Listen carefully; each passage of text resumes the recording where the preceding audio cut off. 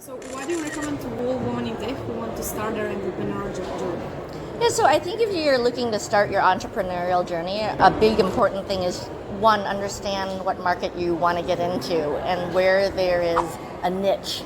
So I call it a soccer field. Take a look at the industry that you're looking at, this idea you have, and see who your competitors are, what you're trying to do, and if there's a differentiation. First of all, don't overanalyze it, right? But when you enter, how you enter really matters into your company.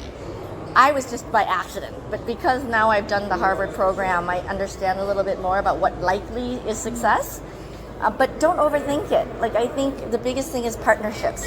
When you start as a small company, the only way to compete with other organizations is to partner with people.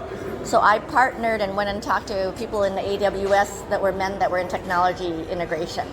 And I went and figured out with customers, what do I need to do? So asking the market more than asking inside here is the most important thing you can do. Not reading, but like going and asking and trying the idea and just do it. And if you fail 10 times, who knows? No one knows.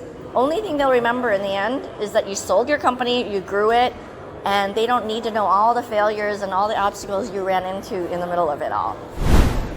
Can you share something for yourself, like the last, what is the motto that drives you, and like some saying that whenever it's hard, some life is hard to you, what do you say to yourself, like you're gonna make it, or do you have some sentence that keeps you motivated and Yeah, so the one that we talked about at my talk was, when your aspiration shatters, find a purpose that matters, right? And life never happens the way you want it to.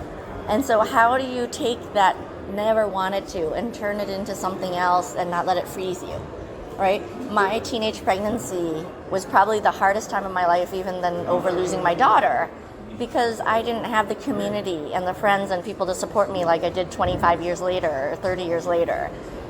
But being able to have that purpose after my daughter died is a reason that I'm still around and being able to talk to people, right? The purpose to have her known around the world, the purpose to be able to help people live by their true hearts has to be more than beyond your professional experience or your own career or your life.